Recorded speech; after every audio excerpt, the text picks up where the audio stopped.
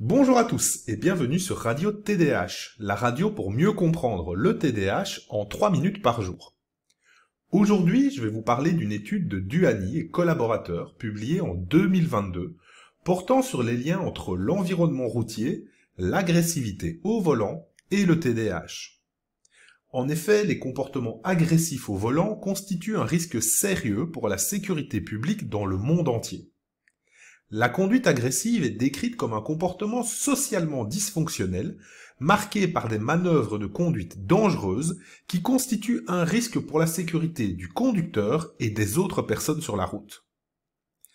Les chercheurs de cette étude ont émis l'hypothèse que le diagnostic du trouble déficit de l'attention avec ou sans hyperactivité, TDAH, l'environnement routier, chargé ou non, mais aussi l'agressivité au volant, aurait un effet sur la performance de conduite et également la charge mentale des personnes, engendrant alors des risques d'accidents accrus.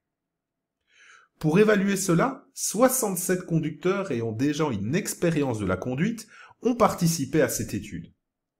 Les participants ont dû répondre à une série de questionnaires sur le comportement au volant et à des scénarios de conduite simulés.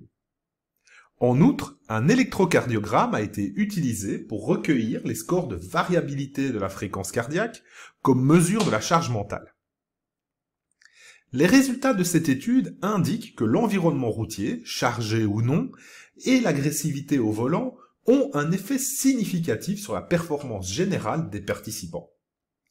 Les résultats des analyses de la fréquence cardiaque montrent également que les participants souffrant de TDAH ont des scores significativement plus élevés que leurs homologues qui ne souffrent pas de TDAH, indiquant potentiellement un stress accru sur la route et une charge mentale plus importante.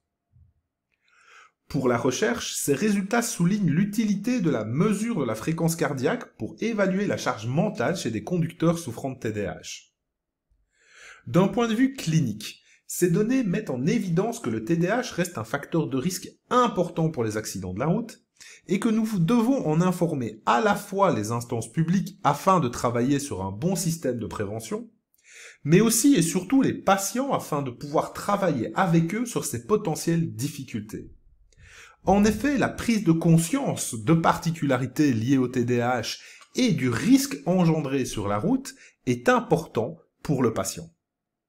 Encore une fois, cette étude met en évidence l'importance de mieux comprendre et accompagner le TDAH comme un trouble ayant un impact majeur sur la santé publique à l'échelle d'un pays.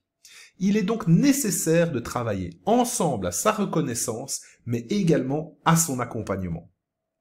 On se retrouve tout bientôt pour une nouvelle recherche sur le TDAH. Allez, ciao!